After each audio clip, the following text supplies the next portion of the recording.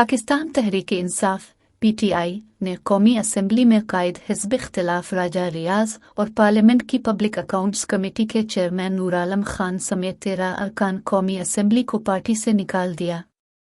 PTI के एलामिया के मुताबिक राजा रियाज और नूर आलम खान के अलावा रमेश कुमार वानकवानी, नुज़हत पठान, वजीहा कमर, सरदार रियाज महमूद खान मज़ारी, राना मोहम्मद कासिम नून को भी पार्टी से निकाल दिया गया है।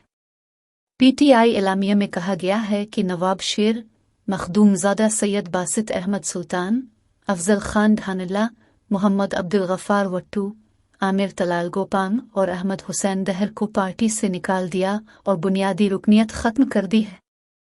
पार्टी छोड़ने वालों को बरतरफी के नोटिस जारी कर दिए गए हैं। तहरीक-ए-इंसाफ ने तमाम रहनुमाओं को किसी भी तरह से पार्टी का नाम और ओहदा इस्तेमाल करने से गुरेज करने की हिदायत की है।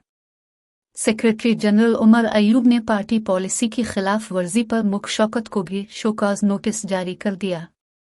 एलामिया के मुताबिक शौकत अली को मजाज अथॉरिटी के इल्म में लाए बगैर नई पार्टी इजलास में शिरकत पर शोकाज नोटिस जारी किया गया और उनसे 2 दिन के अंदर वजाहत तलब कर ली है। ख्याल रहे कि गुज़िश्ता रोज़ PTI ने पार्टी छोड़ने वाले 22 साबिक अरकान कौमी और सूबाई असम्बली को भी निकाल दिया था, जिनमें साबिक वज़ीर आला पंजाब उस्मान बुज़दार भी शामिल है।